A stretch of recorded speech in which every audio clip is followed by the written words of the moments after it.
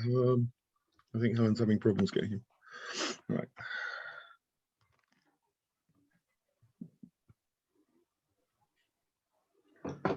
Good.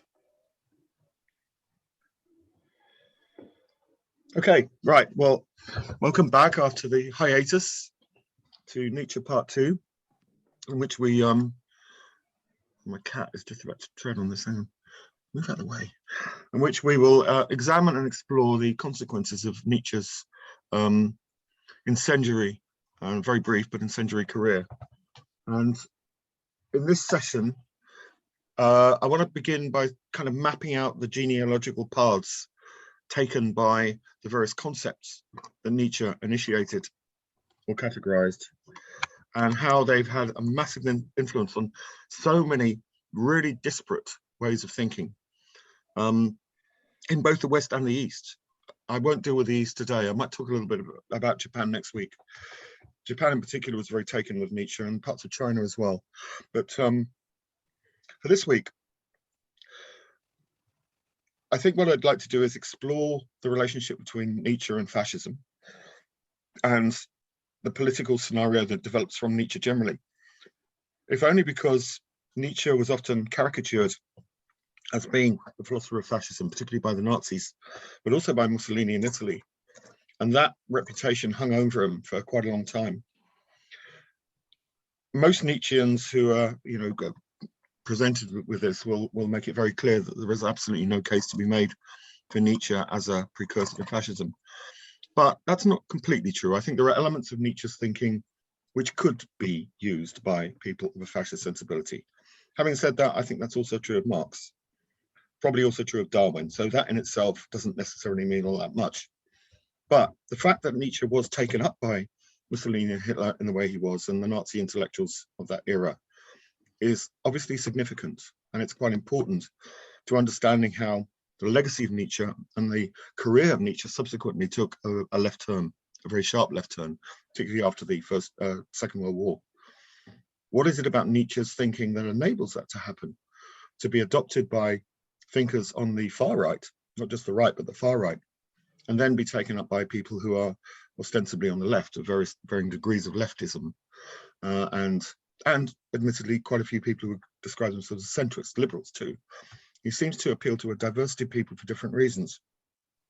And if you look at the contemporary scene on the hard right, the far right, the world of neo-reaction, for example, someone like Richard Spencer, who we saw on quite a few news items a few years ago in the early days of Trump, you may remember, who was head of the American Fascist Party effectively at that time, was very clearly influenced by Nietzsche in a lot of his pronouncements. I mean, very selectively so.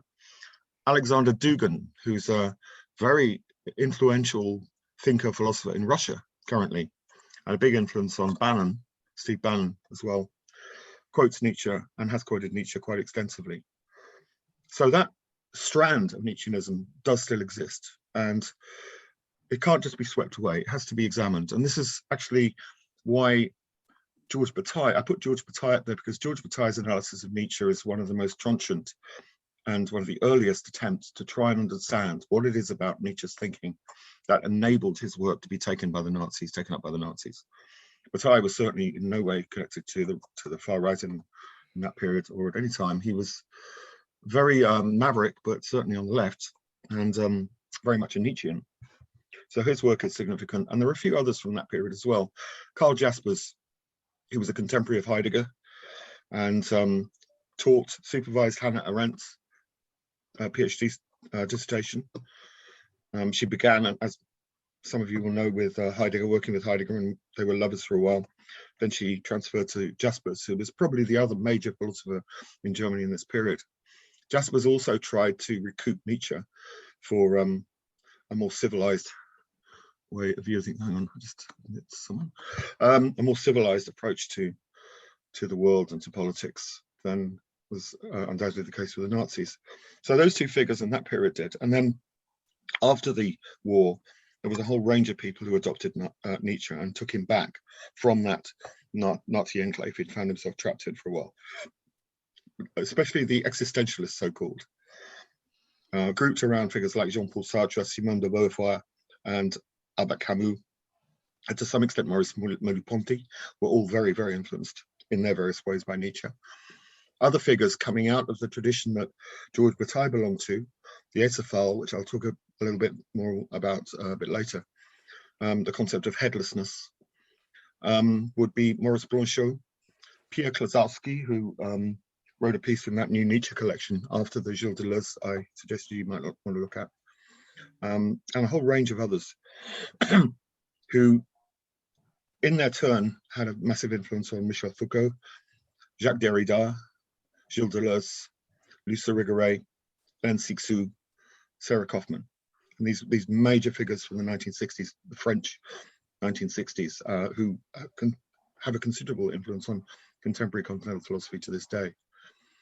There were other strands of Nietzsche which were adopted by the analytic tradition to some degree, but in a very different way. The analytic tradition on the whole was less interested in the literary side of Nietzsche and what was deemed to be the metaphysical side of Nietzsche. But they were interested in his ethics often. And there is some very, very good writing by Bernard Williams from the analytic tradition on Nietzsche and ethics, for those of you interested in going there.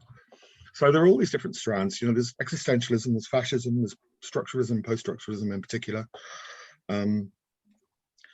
Why is this? What is it about Nietzsche that enables this? Why is Nietzsche so significant? And why does this shadow continue to cast itself over the times we live in and arguably well into the future? As we discussed, Nietzsche clearly perceived himself as a philosopher of the future and wrote about it at some length. And he even, to some extent, caricatured the kind of way he'd be misunderstood in the future as well. He seemed to have the gift of prophecy to some degree. And he declared that he was dynamite, you may recall. To some extent, that's probably true. There's, at the beginning of Klazowski's, I was just looking at that before we started today, Klazowski's piece, Nietzsche's Experience of Eternal Return, which is in this collection, The New Nietzsche, which is up there on this thread and is well worth looking at. Klazowski begins by quoting from a letter that Nietzsche wrote to his good friend Peter Gast in 1881 from Sils Maria, which is the place he ended up at a certain point in his life. And it begins like this: the August sun is overhead. The year is slipping away. The mountains and forests are becoming more hushed and more peaceful. Thoughts have emerged on my horizon, the likes of which I've never seen. I won't even hint at what they are, but shall maintain my own unshakable calm. I suppose now I'll have to live a few years longer. Ah, my friend, I sometimes think that I lead a highly dangerous life, since I am one of those machines that can burst apart. Which is a really odd thing to say, to be one of those machines that can burst apart. What does that mean?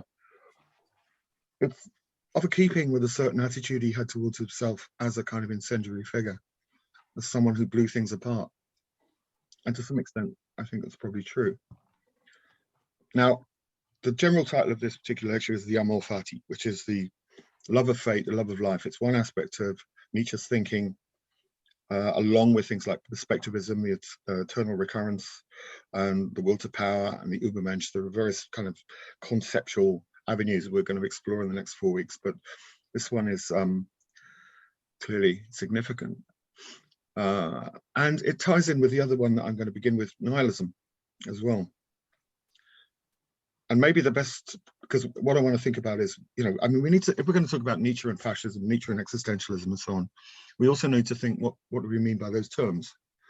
Fascism in particular is a term that's bandied around a great deal as a kind of insult, as a negation. And in some cases, of course, people adopt fascism as a badge of honor. You know, people who just think of themselves as fascists. Well, I mean, what do you understand by fascism? What is fascism? Let's begin with that. Let's get some sort of perception of what it means. Well, obviously, it's a very right-wing reaction to the world, isn't it? Yep. I mean, okay, so what's right-wing? What does that mean then? Well, someone said that it was based on a certain parliament. I can't remember which country, whether the socialists sat on the left and the conservatives sat on the right. I don't know if that's, do you know that? Yeah, that was it. And it was the French Revolution. Yeah, I think it was. Yeah, that's it. So, but I mean, that's it. But what did that represent? I mean, what do you understand by a right-wing government, for example? One that is repressive, that uses scapegoats to make its arguments. Yeah. Obviously, things like immigration, tends to discredit and dislike the minorities. Well, all right. So it has those negative aspects from, you know, your point of view, my point of view as well. So why is it popular? Do you want me to find something good to say about it? No, I want to. No, I think the point is to try and understand it. This is Battai's point in the 1930s. I'm sounding like a Dalek tonight. I don't know why. I mean, you know, Deleuze and Guattari asked the same question. That, you know, why? Why do people desire their own oppression or repression? Wilhelm Reich, the pupil of Freud, said the same thing. Why do people desire their own repression? Because it does seem to be the case. Fascism seems to be a collective desire to be repressed in some way. Well, I'm looking at it in a negative way. Is there some other explanation for this? I would say that one of the keys to fascism is the idea of strength. Mm-hmm. I think people would want other people to be strong on their behalf. Right. That's probably the kind of the key, isn't it, to that draw. But yes, whether they are fully cognizant of the potential costs in deferring power that way, is, you know, you get into politics when you answer that question. But I think that the key allure is this idea that exerting force is the best way to steer any kind of collective group of people on their behalf. As well as, I mean, you know, we think of fascism as being kind of top down and there being an elite and a load of sheep. But I don't think that's fascism in its kind of pure initial conception, is it? I think the idea is that you take a whole mass of people with you when you're exerting power over them, upon them. Yeah. I mean, that seems to be the process. If you look at cases of what we call fascism in Italy and obviously in Germany, in Spain, in Romania, and they all have a certain pattern. Certainly power or strength or force is central. And one of the reasons that the Nazi intellectuals and Mussolini and some of the Italian intellectuals in the fascist movement took up with Nietzsche was over this concept of the will to power. Will to power is one of the many ideas that Nietzsche came forward with, which have been arguably horribly misunderstood, although some would argue that maybe they haven't been misunderstood, they've just been interpreted in a certain way. And Nietzsche's own perspectivism would allow that to happen. Nietzsche talks about the will to truth, he talks about truth as a perspectivism.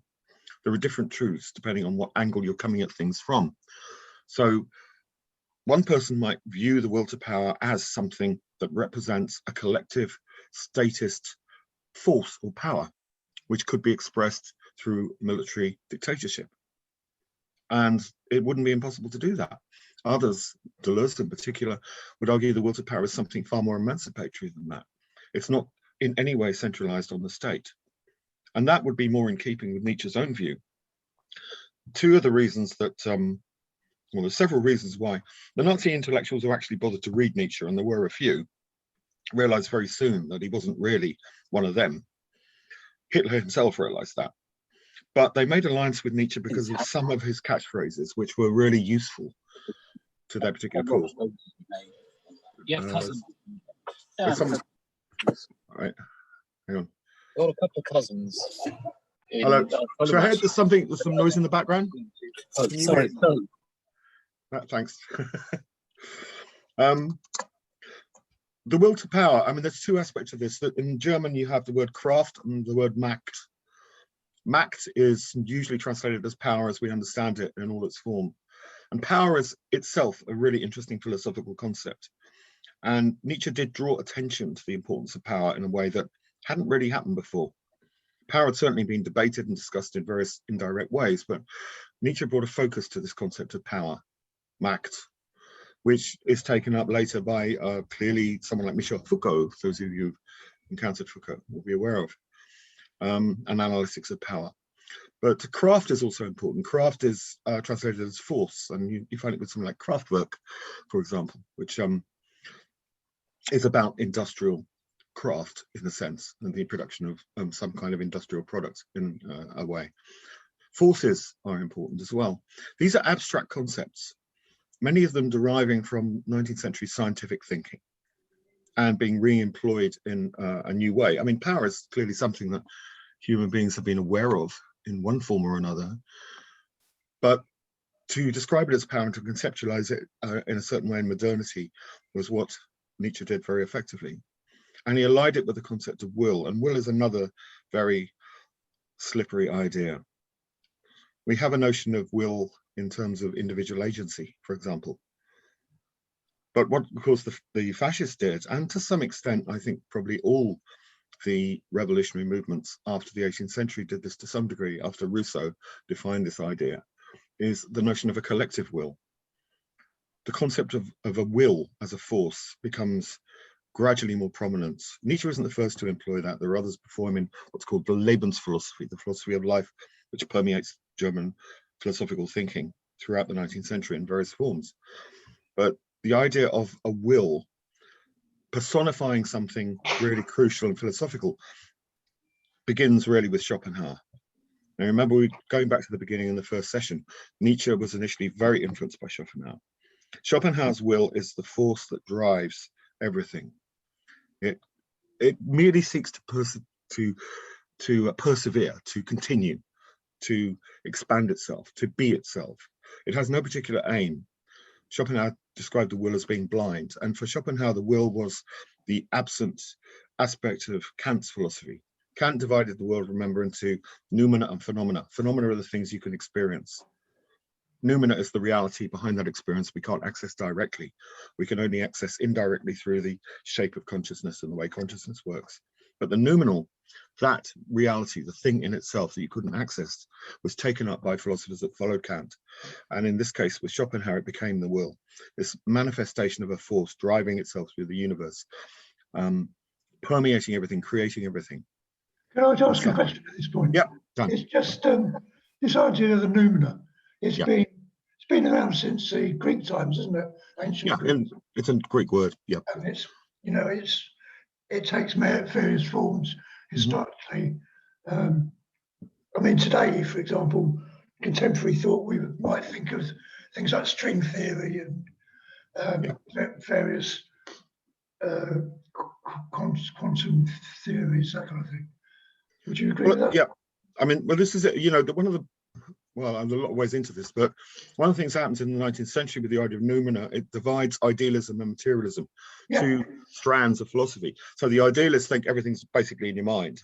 I mean, there might be something out there, but we don't know what it is, but we construct reality in here. Materialists would say reality's out there and we absorb it. Can I take this opportunity then to take you to task? Go on. Because I had a slight conversation with you, and I was advancing the argument as a martial arts practitioner. Oh, yeah. Anyway, I won't go into it too long here. But basically, we're doing transhumanism in a couple of weeks. Just basically the idea that I experience physical things. And we were arguing actually about the Matrix, where he suddenly goes, I know Kung Fu. And I said to you, well, I think that's ridiculous, because no matter, I think you can learn the language maybe from using an app or something very quickly. But the whole point of Kung Fu is you do the same movement over and over again, thousands of times. And that's, you get it into your body will react at the highest level. The mind won't be involved at all. That's the holy grail of Kung Fu. Okay, so how does that connect with the... So you asked me, and I said, in that sense, I'm a materialist. Oh, I see. Then you asked me, what did I mean by a materialist? Yeah, I remember. Yeah. I wrote you a very long reply, quite a detailed reply, and you didn't get back to me. So I was a bit disappointed. Well, I mean, we've got the next 3 weeks, haven't we? Yeah. I mean, there's Nietzsche is a materialist. Just so I've got you. So, do you remember what I wrote about materialism? Well, I did read it, but I can't remember completely right now, I'm afraid. No, would you mind having a look later on? I will have a look at it, yeah. I appreciate that. I mean, materialism is obviously it's a very big subject in itself, but I guess at this point I'm dealing with caricatures to some degree, trying to get back to nihilism in a sense, but the concept of the will, it could be manifested materially, or it could be an aspect of consciousness. There's no reason. I think this is the point that Nietzsche I think, ultimately is making when he turns the will into the will to power. It's about something that the whole differentiation between materialism and idealism is a false differentiation in a way for Nietzsche, according to some readers of Nietzsche. I mean, Gilles Deleuze in particular, who would describe himself as a materialist, because things that aren't ostensibly material are actually material. Forces are material.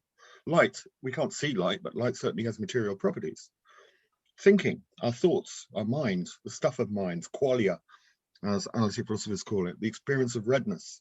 These things are also material in this context, in the Nietzschean context.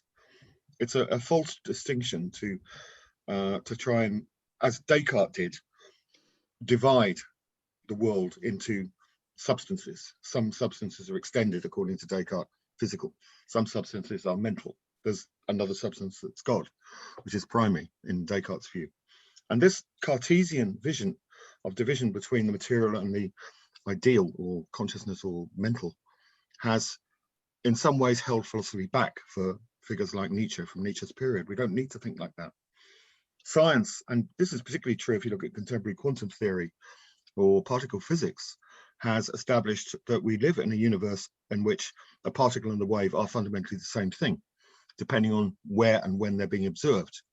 The differentiation between a force and the thing that the force is acting upon is an artificial distinction based on the way in which our perceptual apparatuses manage ourselves in that world. So from a Nietzschean perspective, the will to power can be understood as a collection of forces acting on each other in various ways. And this is the Deleuzian view, which I'll get to in due course, because Nietzsche is extremely important for Gilles Deleuze.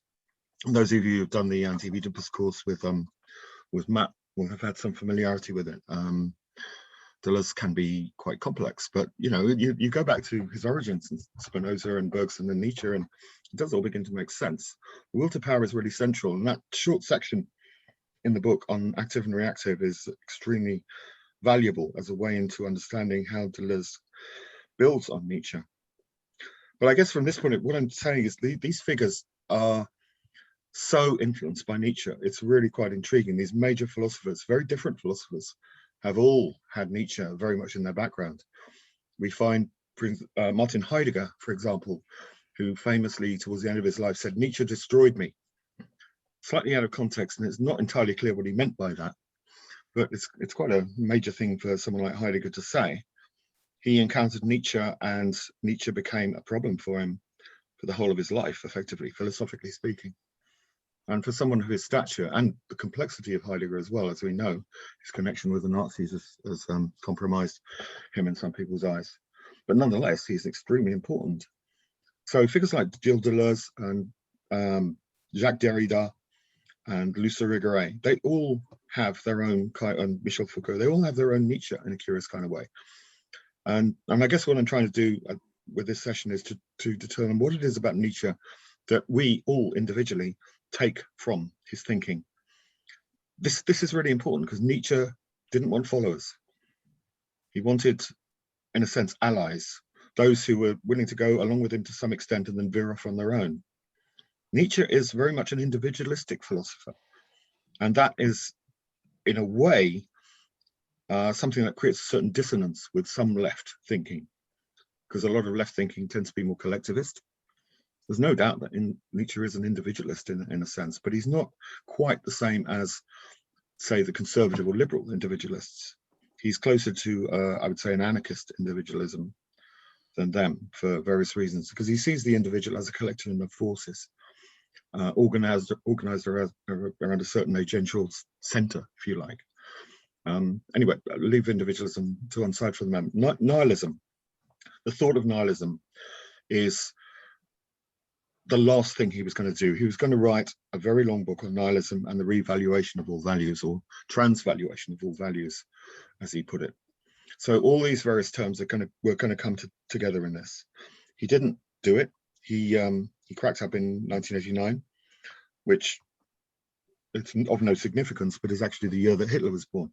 So, Nietzsche's going mad in Turin, Hitler's being bored on the Austro-Hungarian border. And Hitler thought that was interesting, I think. But he was about to write this book, which became The Will to Power, when his sister collected together various elements of it, edited it. Perhaps not that effectively. Someone raising hand? No. Yes, Niall, you were raising a hand, weren't you? Yeah, I was. Just while I was in this area, I could probably find out later. But what people like Carl Schmitt, what was their attitude to Nietzsche? You know, the Nazi philosopher. Yeah, he does.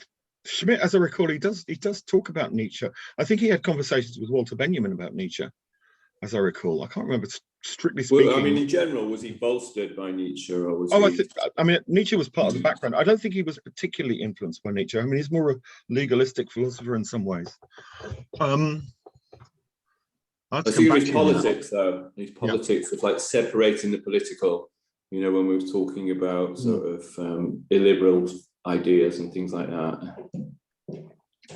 Carl Schmitt was very focused on the idea of the exception and how power operates in a given society. And in some ways, a lot of the things he came up with were quite conflictual with the Nazi high command in due course. And it is interesting that someone like Carl Schmitt had communication with Walter Benjamin, who was a Marxist and a Jew. They did. They respected each other. Carl Schmitt is an odd person because he doesn't really fit. You know, he's clearly quite brilliant, but I don't know, the Nietzschean element of Carl Schmitt, I have to think about now. I'll come back to you on that. Yeah, no problem. I'll do some more on it as well. Because in a way, what I'm trying to do is create maps and find out how all these people connect. I think it's undoubtedly the case that Nietzsche's presence is always there. It's not easy to ignore, you know, one way or another. They may not be consciously using Nietzsche, but they are unconsciously or indirectly using Nietzsche in one way or another. I mean, Nietzsche comes to mind a bit when you were talking before about, you know, why would people be, for instance, right wing in the collective? And Schmitt seems to be that person that makes that cleave, doesn't he, between what people are and have been in the past and how they will attack each other and not actually. He almost makes it as a condition, a human condition, that people are not necessarily. You know, I was reading part of your thing before, not your thing, somebody else's, about the social Darwinism of Nietzsche could be regarded as a higher order social Darwinism. I think it was said somewhere. I mean, all these different strands are coming together with people like in that period in Germany. The 1920s and 1930s are an incredibly fervid period intellectually. There's so many things going on, so many art movements, so many political movements and so on. So many isms. It's the age of isms. It's the most extraordinary period. I mean, we're right in the middle of, you know, it's also a period in which there's a major war and there's a major, you know, the Russian Revolution happens. Then there's a depression. Then there's a second war. The first half of the 20th century is absolutely terrible. It's a 50 years of bloodshed and torment and atrocity, but it's also extraordinarily virile and powerful. It creates so many things. Different ideas and ideologies. And I think one of the things that happens, and why Nietzsche is often quite central to them, is a lot of contradictions occur. You know, the division between the right and the left isn't always all that clear in a lot of things that are going on in the 1920s. The syndicalist movement, for example, which came out of a combination of anarchism and socialism, which was based on the idea of unions effectively broadening out and becoming a kind of government, was also taken up in the 1930s by fascists and 20s by fascists. As just one example. Mussolini started out as a kind of socialist anarchist and then became a fascist, and he was always wavering. But Nietzsche was always a point of reference for him for all kinds of reasons. So yeah, I mean, there are all these different things going on. Maybe one thing that does unite them is this whole thing about nihilism. I think, you know, and nihilism, this is why I wanted to start there. I'm just having a look at the opening to The Will to Power, if I can find it, where he talks about this, and the famous quotation where he says, this is it, nihilism stands at the door, whence comes this uncanniest of all guests. Point of departure, it is an error to consider social distress or physiological degeneration, or worse, corruption, as the cause of nihilism. Ours is the most decent and compassionate age. I think that's ironic. Distress, whether of the soul, body, or intellect, cannot of itself give birth to nihilism. Such distress always permits a variety of interpretations. Rather, it is in one particular interpretation, the Christian moral one, that nihilism is rooted. That is the starting point of The Will to Power, and it would have been the starting point of his major work. Nihilism is there. what is nihilism? Nihilism ultimately is a point at which you abandon all your beliefs, the devaluation of all values. When God is dead and you don't know if you care about that anymore, for example. You don't know if you believe in ideas of good and evil anymore. You're beyond good and evil. But your relation to that particular worldview could be active or it could be passive. It could be dominant or it could be submissive. This is one of the things that Deleuze picks up on. If we accept nihilism, if we do, what are the implications of it? Now, it may well be that his announcement of the death of God in Zarathustra and the Gay Science now seems like a very historical thing to have done. I mean, I don't know if the death of God means what it did to that generation to us now. Does it? I don't know. Is the death of God important? The concept of the death of God in 2021? Is it still important? Sorry, carry Sorry, on. Cooper's talking. All right. Who wants to talk first? Sorry. I was going to ask a question tangential. I was wondering if there's any connection, or you see any connection between, you talk about the 1920s, 1930s, and a lot of isms going on, a lot of things happening, whether there's any connection between Nietzsche and the way he talks about people and their interactions, and psychoanalysis, for example. Is there any connection between, what people are really talking about when they talk, or what they really mean? You know, like Raymond Carver has a book which he calls what people are talking about when they talk about love. That's the title. Are you talking about the unconscious forces that direct? Yeah. I mean, there's a link there. I talked a couple of weeks back. I don't think you were around then. But Lou Salome, who was the one woman that Nietzsche loved, became Freud's confidant in later years and talked to Freud a great deal about Nietzsche. Nietzsche, Freud was very familiar with Nietzsche. So the concept of the unconscious is kind of there in embryo in Nietzsche's thinking. The will to power has been interpreted as something unconscious. So what comes up from that realm and contradicts rationality is clearly crucial to quite a lot of thinkers. And this idea of contradicting rationality is a 20th century phenomenon. It begins in the 19th century, certainly, but the whole surrealist movement is a classic example of that. And George Battai, who was connected with surrealism, but then, like so many people, was excommunicated by André Breton, but he was alongside that, as was Walter Benjamin. The idea of unsettling conventional rationality is something that could be justified with reference to Nietzsche. Zarathustra is all about that. And on the one hand, you have a grasp of how rational thinking works, but you don't give it the credence that it has traditionally had. So that's one aspect of it. But I think that's important. The irrationality of many different isms in the 20th century undoubtedly has a family relation, an ancestral relation to the ideas of Nietzsche. It's not that Nietzsche is an irrationalist as such, but he gives allowance for it. Another thing that Nietzsche does is he gives allowance, through his concept of perspectivism, allowance for truth as a very mobile set of metaphors. Truth is no longer one thing. Truth isn't identified as the correspondence theory of truth that many analytic philosophers would talk about, that you make a statement and it has a direct relationship to a series of events outside. Truth is a perspective, and people's truth will be varied. So there is that. Is that more or less what you're talking about? Yes. I mean, it's a bit like he's poking a hole at the fabric of what we call reality, especially what we think of as the narrative that's going on, and he's poking a hole into that fabric and sort of saying that there's something else deeper going on, but often we don't talk about it. The other thing, I guess, is that thing you were saying, because it goes on from the surrealists on later into the 40s, 50s, and 60s with maybe absurdist playwrights and writers like Camus and people like that. They were talking about again, sort of overturning, what's going on and showing the kind of strangeness of reality that we kind of sense, but we often walk away from encounters feeling there's something else that went on there, but I can't quite place my finger on it. No, I mean, there's a family linkage, and I'm talking about genealogies today. So there's undoubtedly one that runs through Heidegger and then reappears in the wartime period in Sartre and de Beauvoir and Camus. And it's the early Heidegger who embraces a particular version of Nietzsche before he gets deeply into Nietzsche. The early Heidegger is obsessed with the question of the meaning of being, as he puts it, of retracing something that's been forgotten.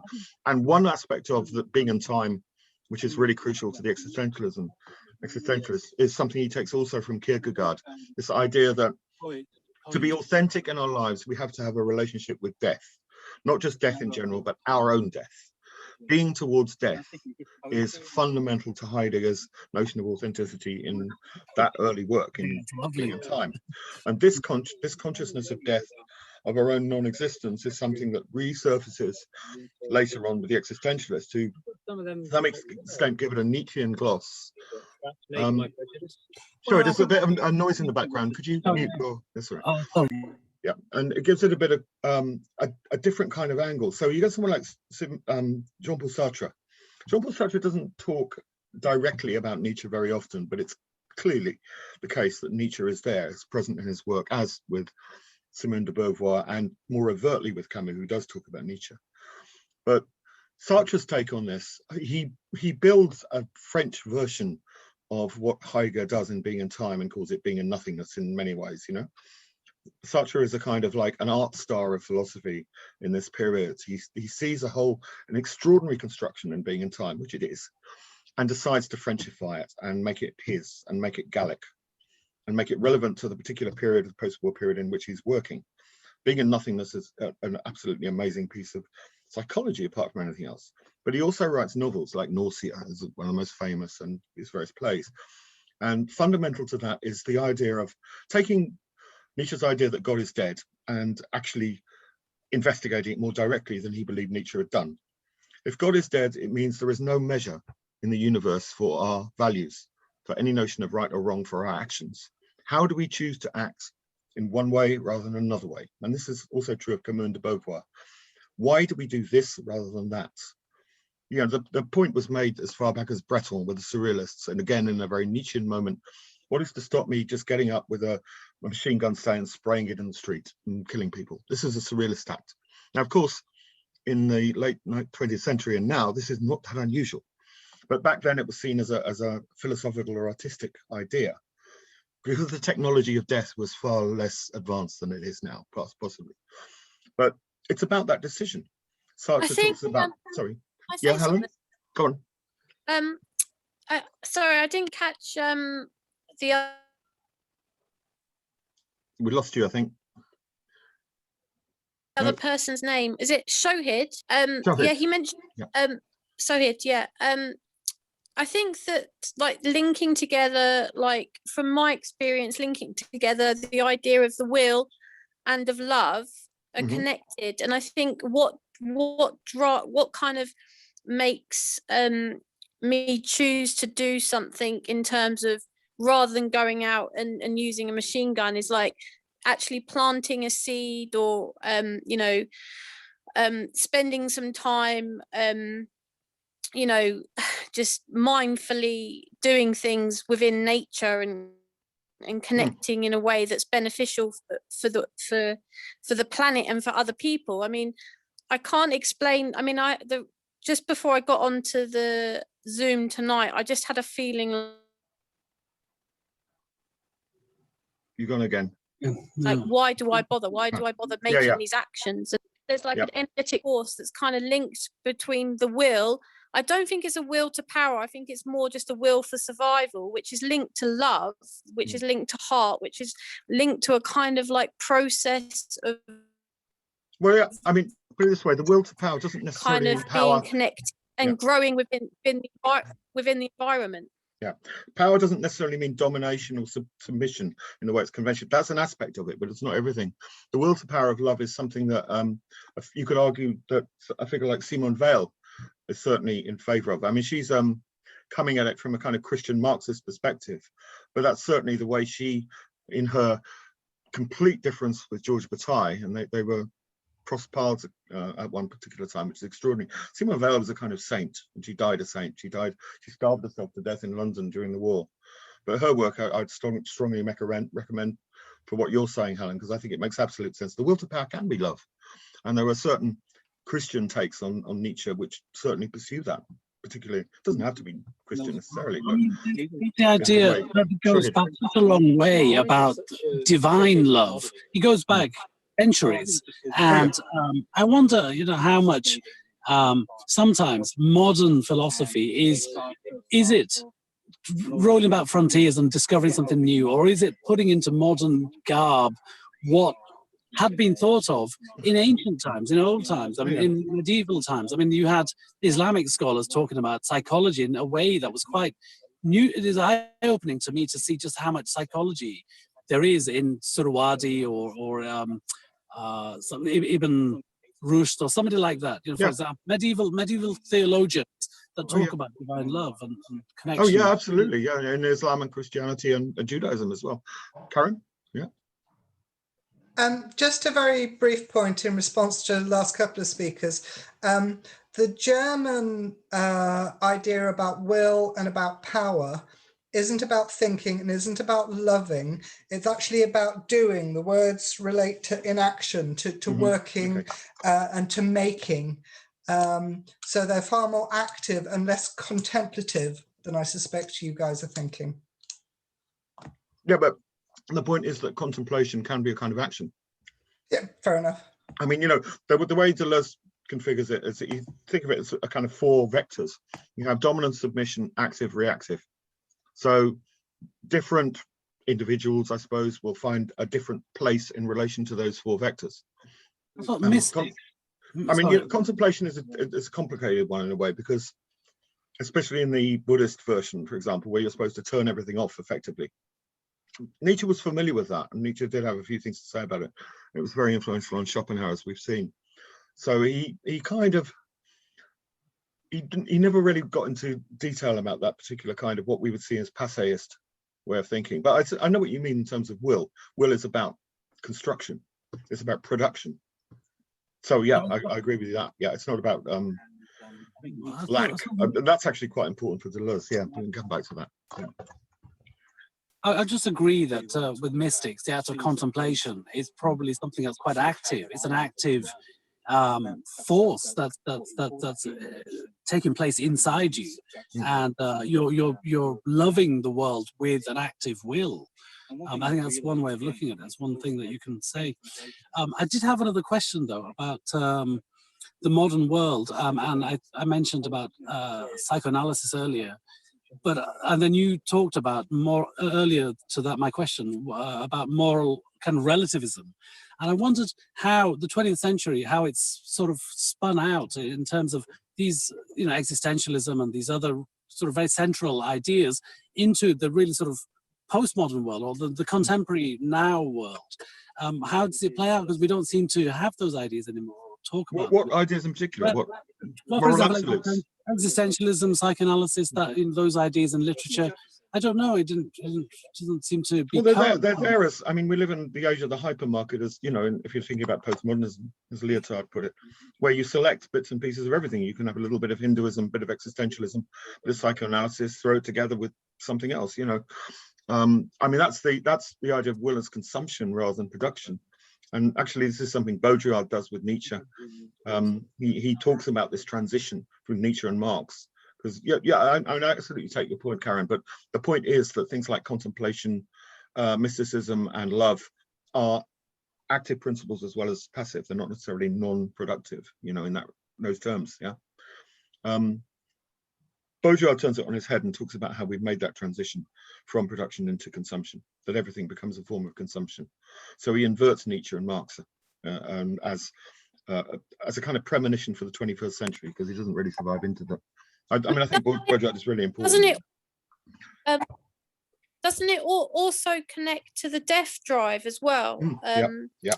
Did Nietzsche talk about the death drive? And in psychoanalysis, I think the modern theory thinkers are kind of sort of thinking about the drives of consumption, like they, and the drives of production, and in Deleuze, if you read some Deleuze, Anti-Oedipus, about produce, like the machine, the producing machine. Yeah. I mean, we're kind of leaping around all over the 20th century here. I mean, you know, if I'm trying to do it chronologically, I'd say existentialism is the point at which certain aspects of Nietzsche come into play.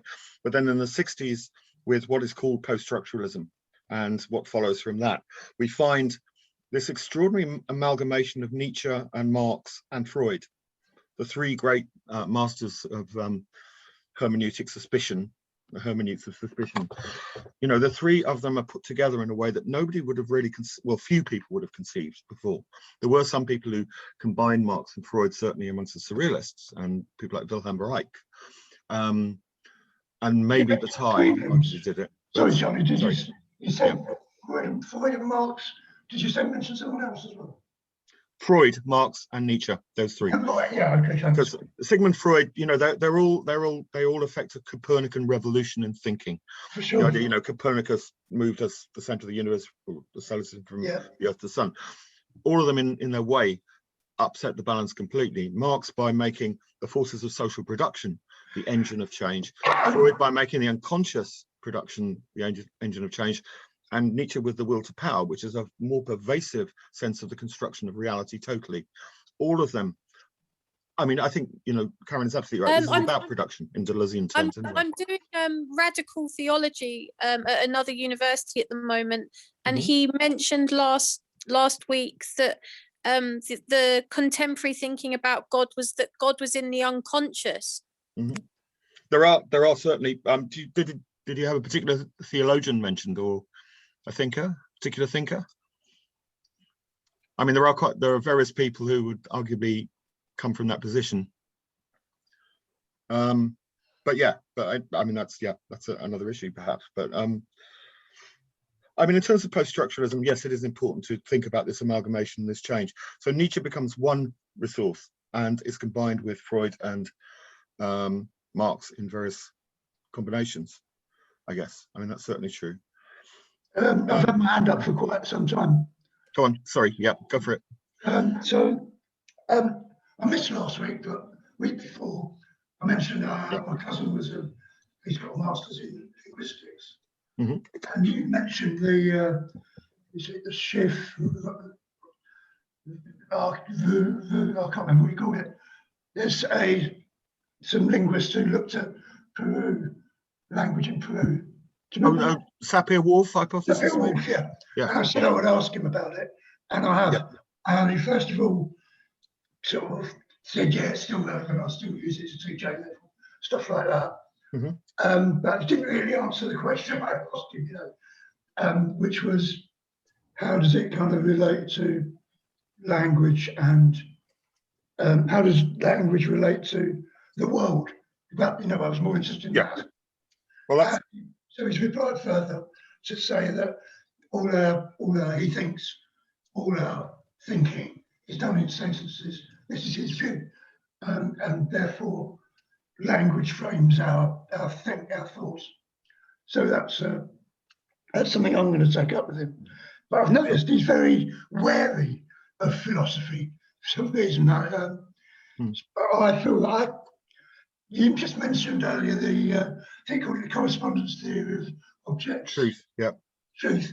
And I think that's a way in for me to mine him on the subject of linguistics as it affects thinking, or as thinking affects language, I suppose, and both.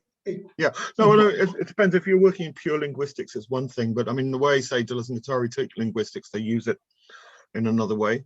Nietzsche had various views on language, one of which was that language almost took the place of the Platonic otherness, or the Christian otherness, the world that is not this world, and became a place that generated its own nihilism. But there's another aspect of Nietzsche which has been used in linguistic constructivism, the idea that language creates reality.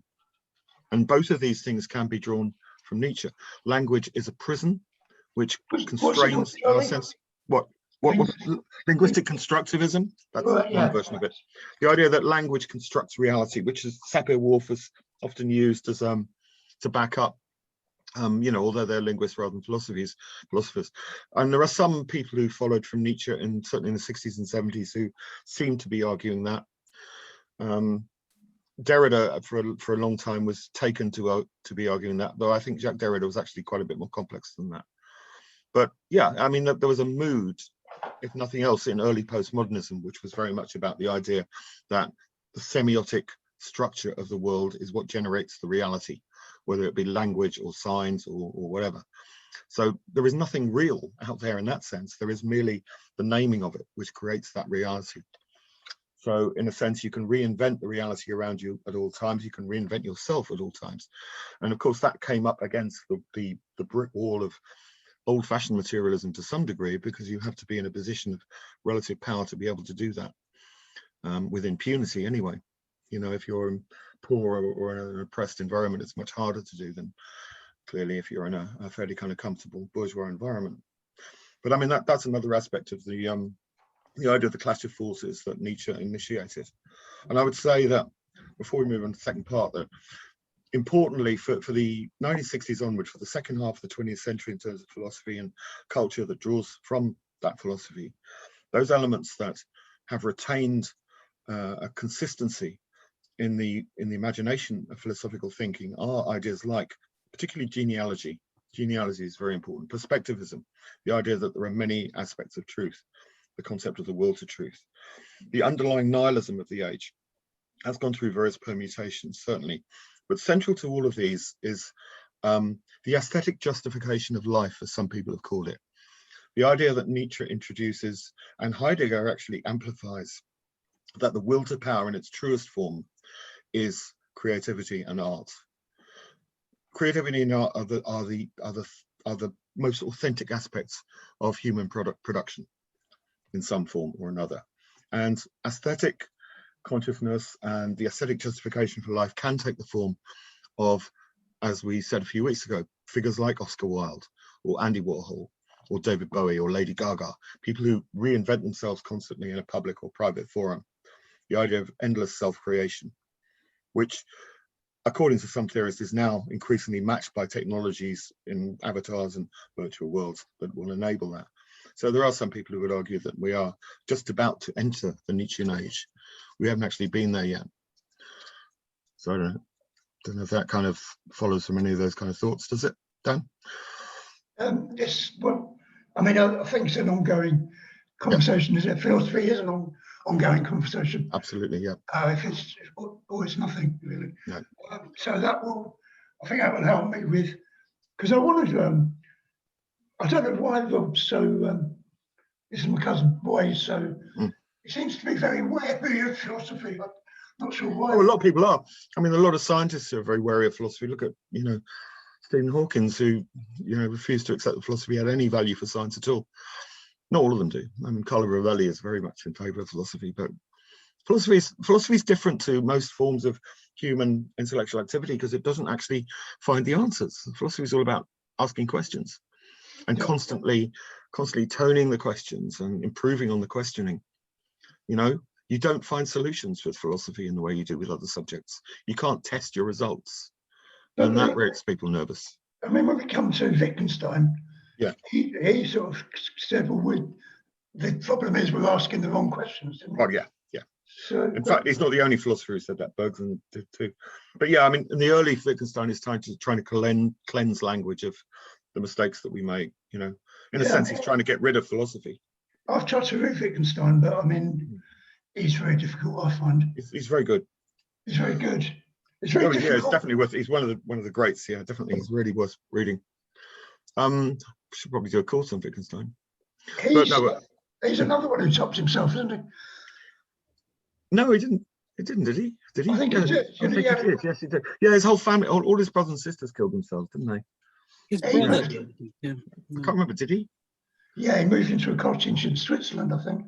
And as I remember, well, there was suicidal family. They're all extremely rich Viennese artists. But anyway, what I want to look at in the second half is the idea of Nietzsche as the last metaphysician. We need to think about what metaphysics means. It's what Heidegger called him. I also want to think about the headlessness that Battai takes from Nietzsche, the idea of the Esafal, or the headless culture, and the veneration for the idea of human sacrifice that he pushes in the 1930s. And from there, veer it a little bit more into a little bit more detail into the existentialists. So let's have a break, and we'll come back at 8:10. Okay. All right, thanks. See you in a bit. Great. Yeah. Thank you. Thank you. I'll just put it on chat if anybody appears late. Return it. Right. I can't see anything. Do we just press leave and we actually leave the meeting, or do we No, you don't leave. If you leave, you're out. Oh, Pause it. Just pause it. just pause or something? Yeah. Okay. Yeah. Right. I'll be back. Thank you.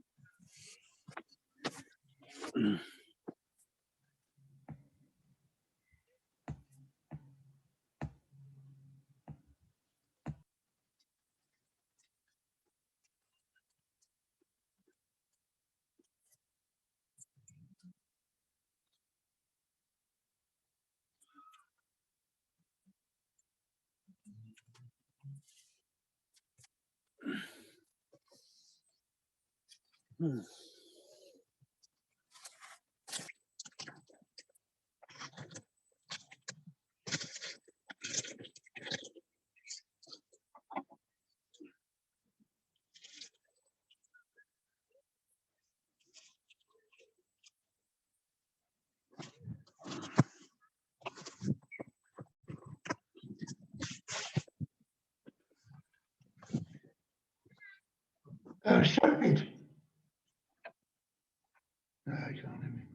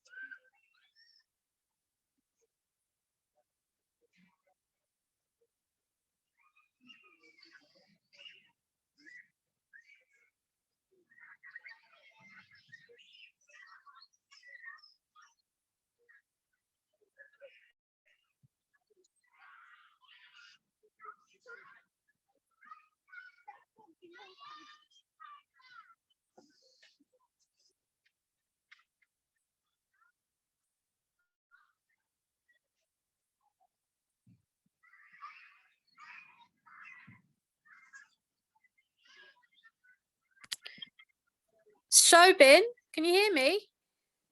Showhead. Yes, I can. Yes. Why isn't it raining where you are?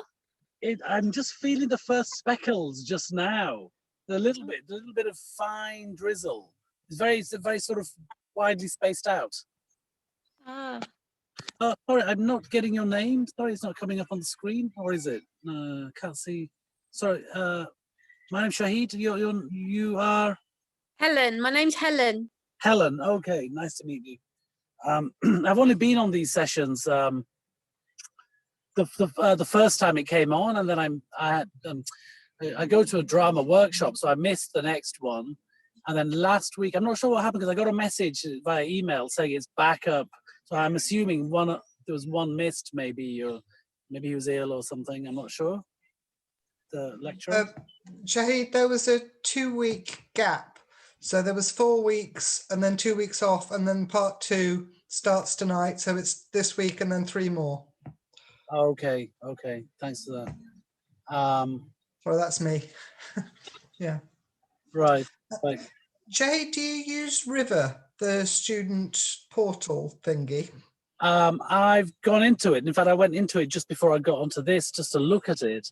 But I don't really use it because I'm not sure what it is, actually. Yeah. It's pronounced River, but River, of course, makes much more sense. Well, this is it. Everyone called it River until we realised that its function and its logo both implied that it was probably pronounced River. River, look at, The only reason I mention it is because if there's any changes, if classes get cancelled or we take weeks off or that kind of thing, it will always be mentioned on River. okay, right, yes, Yeah. I didn't, yeah. So if you're ever unsure about dates and goings on, it's also where the reading materials are. Sure, yeah, I did see those at the beginning, yes. Yeah.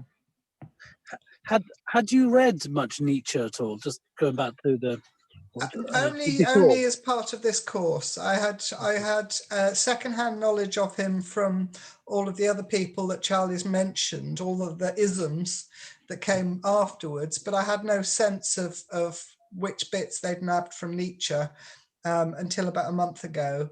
And I did do lots of reading the last couple of weeks because we've had these weeks off, so I've had no excuse not to.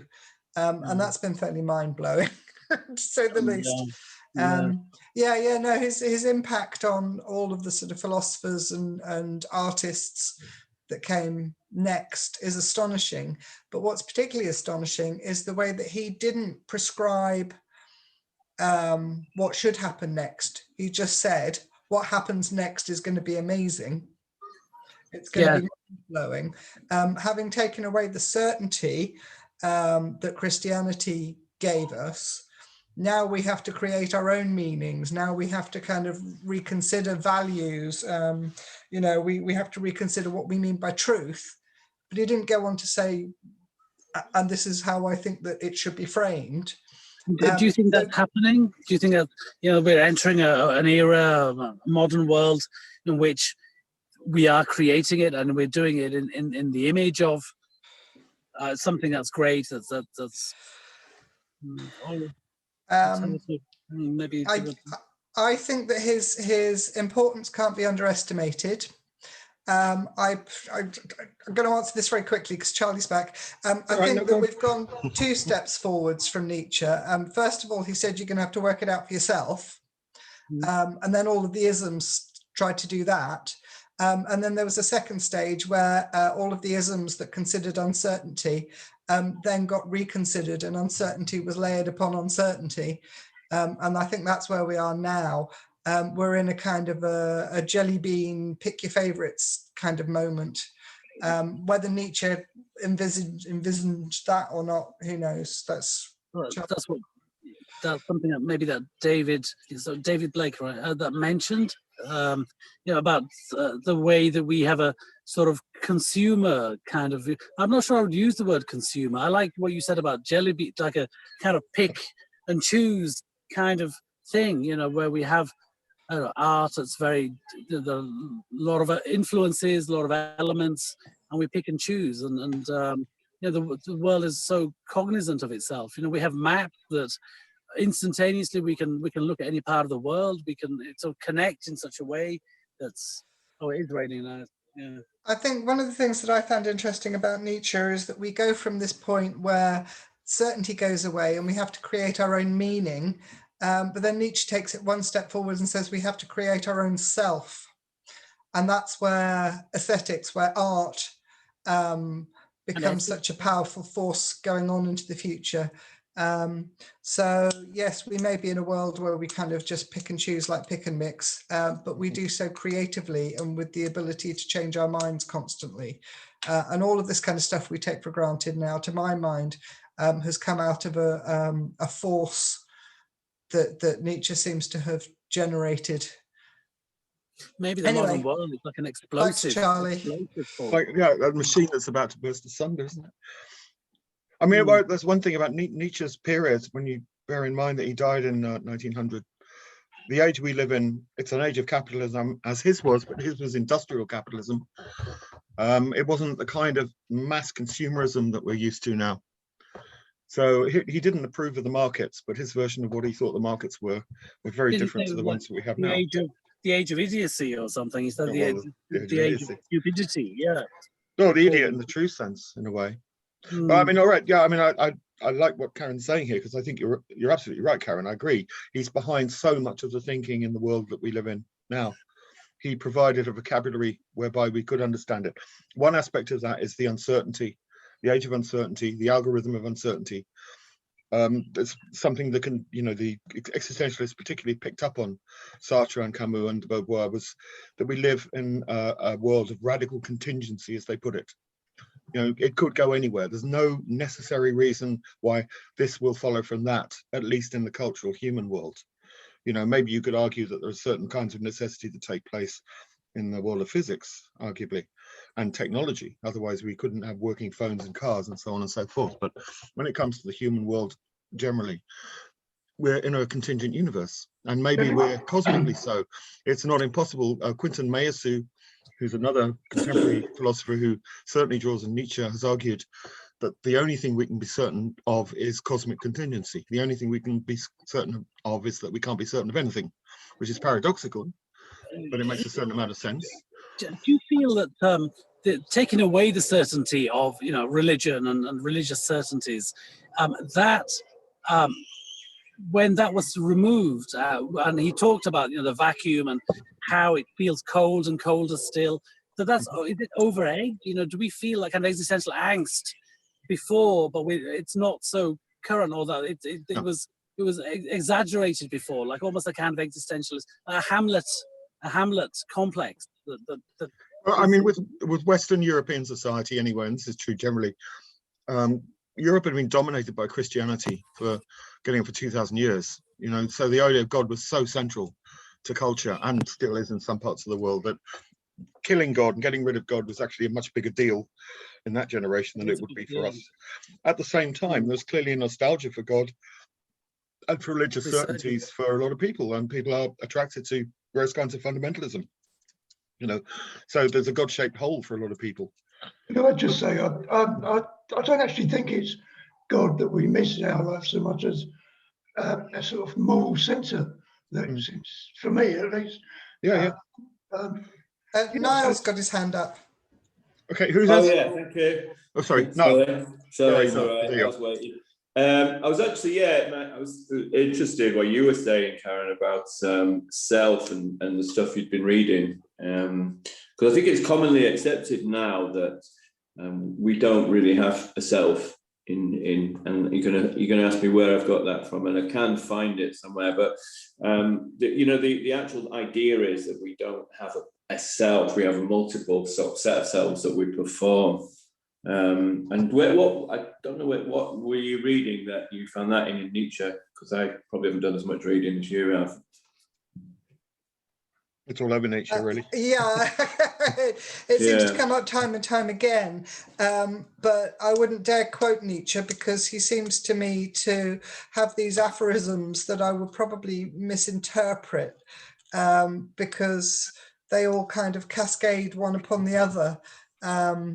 And I would be easily wrong-footed the minute I tried to kind of claim that I knew what I was on about. But I mean, it's in the eternal recurrence stuff, isn't it? The will to power implies drives that create beings and relationships to becomings, all the stuff that was in the... So the idea, he says, imagine if you were born again one day and came back, I'm paraphrasing, but it's still a kind of consistent self, isn't it? It's still imagine you. I'm talking about a self that's much more dispersed, if you like. I think it depends who you read. We had a couple of interpretations this week that didn't agree with each other on this subject. Yeah, I imagine. Yeah. Modern psychology often talks about sort of multiple selves, and how we sort of the valency between one person and another, how we change and we alter how we behave or how we interact from one person to the next. And there's multiple selves, so therapeutic therapies, they talk about multiple selves. Well, they talk about things like multiple disordered self and certain things, so which implies that there should be a multiple ordered self, doesn't it? So that's slightly different, because it's actually saying that it's an integrated self. I'm talking about the idea of there being no self at all, there's no subjectivity. Well, that's someone like Metzinger. I don't know if you read Metzinger, Niall, because he talks about that in drama. But Nietzsche talks a lot about masks. You know, we adopt Yeah. masks. We have a whole series of masks, and we are actually a mask. You know, in some versions of Nietzsche, because he does shift his ground quite a lot. But, you know, Okay. yeah. I But think yeah, I mean, sorry, I think- go on. I think the self for me is like a collective, like entity of you know, just a collective kind of self, which is like every time I'm presented with somebody else, they're a part of me too, and I'm sort of growing from them too. I'm sort of you know, like what they're saying is affecting me and evolving myself as well. So I'm sort of Well, there's a Nietzsche's way of it into that, Five Deleuze and Guattari, because they talk about molar and molecular subjectivities, like from chemistry. A molar subjectivity is a complete individual, you know, autonomous and hermetically sealed, whereas a molecular subjectivity is constantly interacting in various ways with others and with objects, you know, with non-human others too. Sure. And so our multiplicity is molecular. And in Nietzsche's eternal recurrence, presumably, it would be the case that every time you return, you know, you return in this version of yourself, a molar self, but you also return in all the different multiplicities of molecularity as well.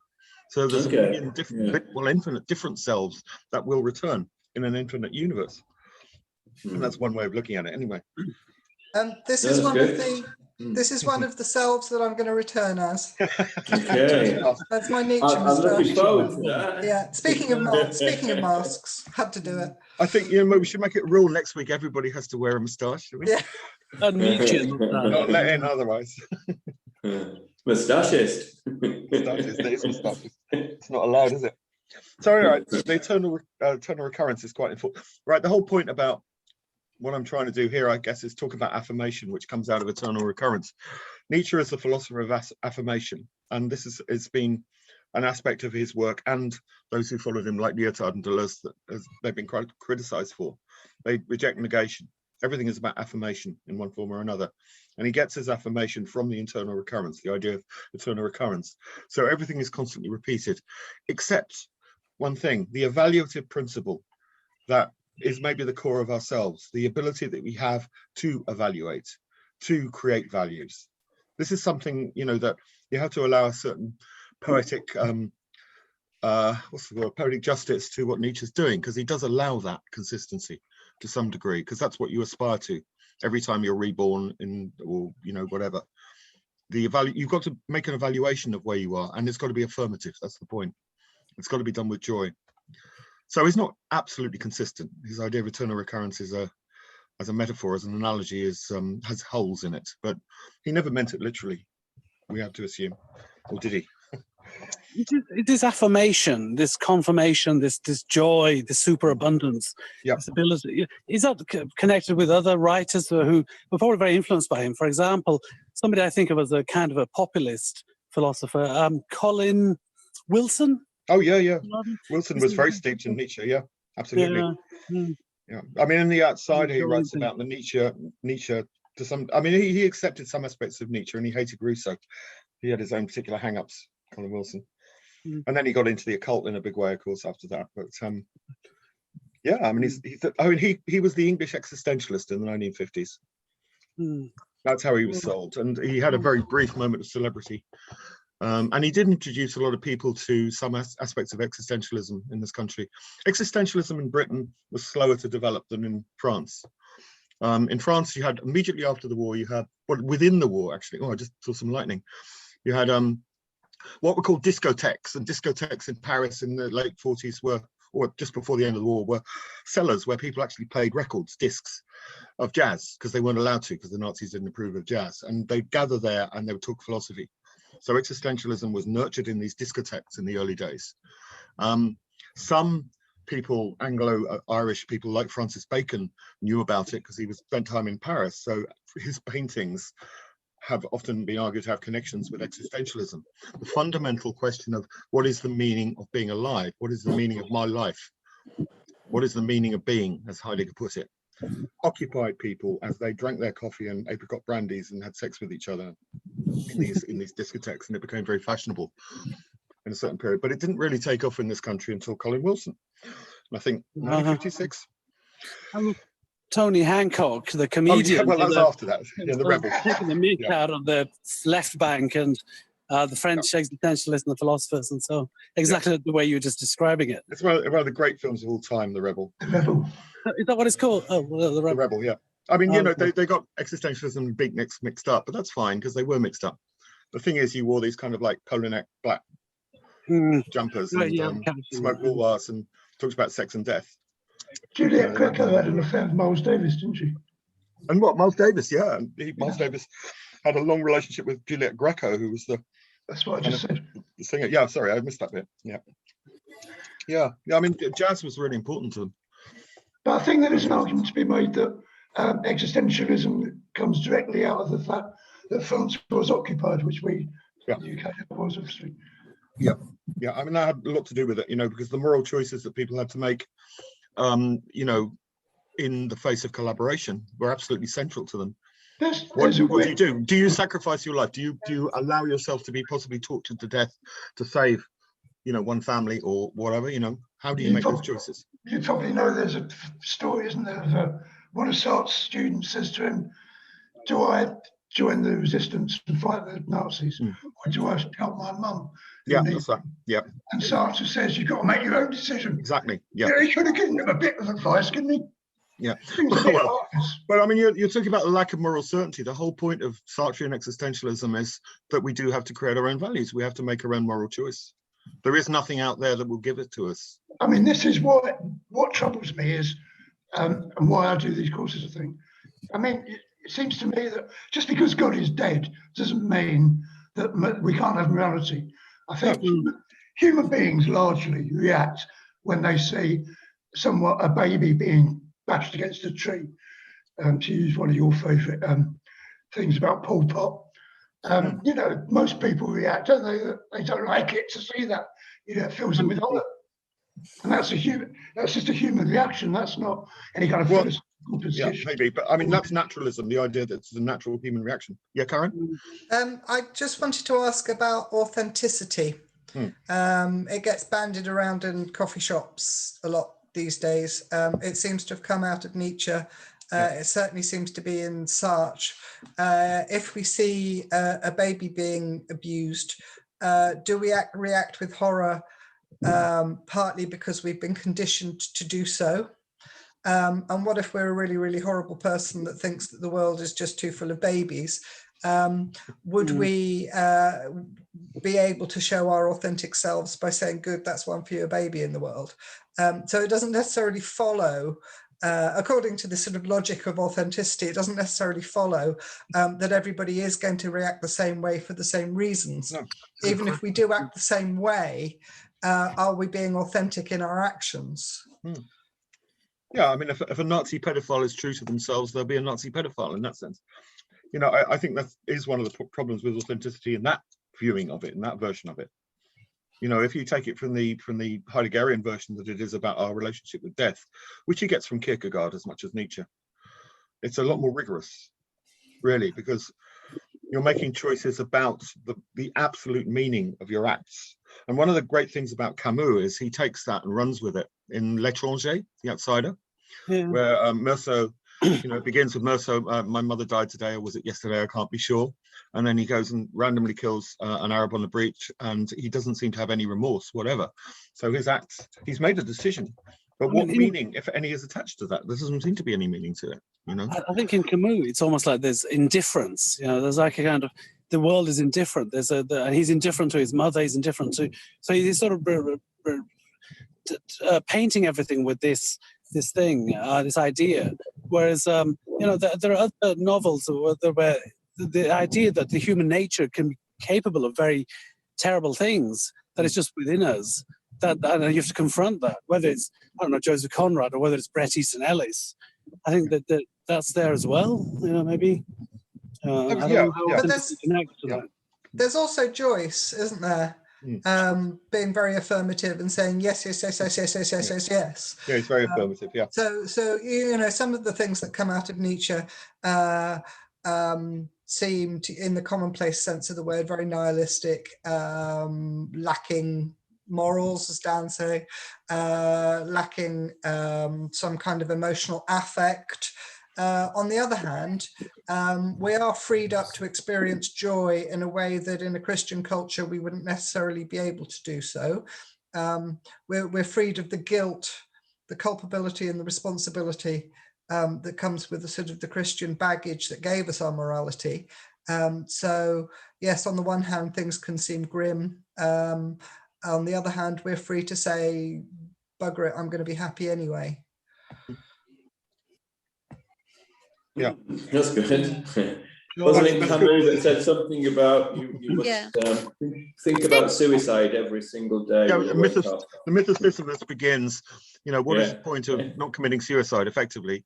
You know, why do we not kill ourselves? And that's the beginning of this whole kind of discussion about, you know, the figure of Sisyphus who rolls the rock up the hill and it always runs down again. And he ends up with an affirmative ending where Sisyphus affirms this endlessly repetitive and nightmarish task. So he's Nietzschean then.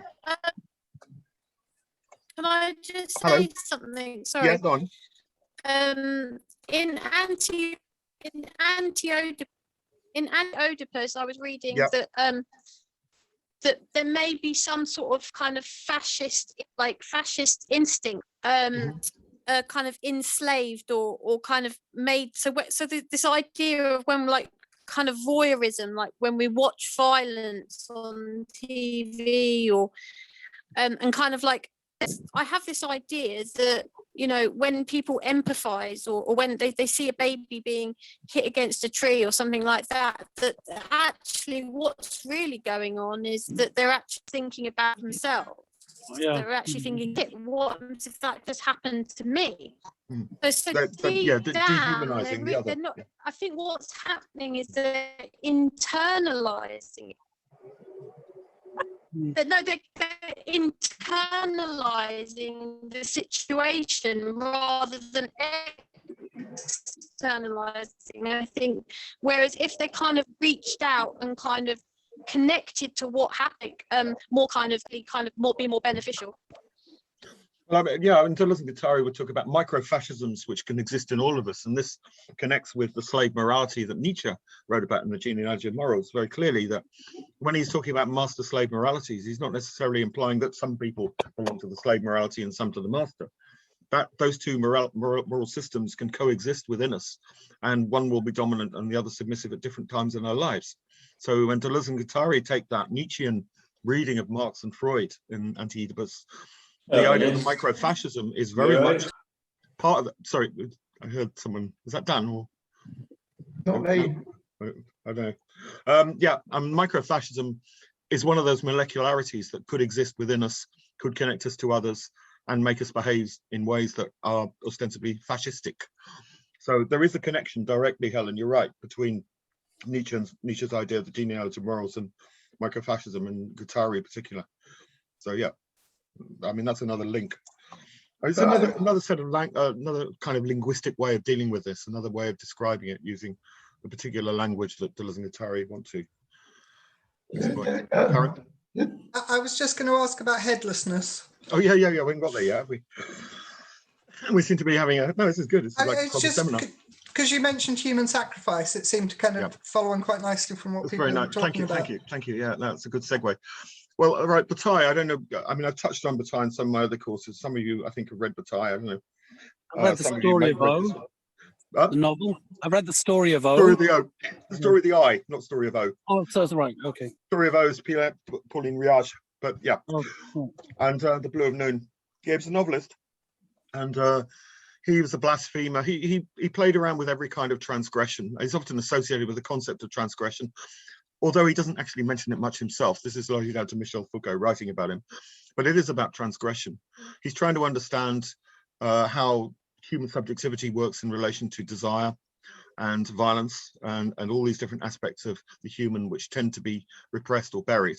So he's coming out of surrealism to some extent. He's also coming out of that very French tradition that comes from the Marquis de Sade through Baudelaire and Lautremont and others, which completely disbands any notion of conventional morality in favor of a certain kind of aesthetic flourishing, you know, which is always been problematic, but it's a very French way of looking at things. And he's a kind of summation of that in some ways, I think, probably.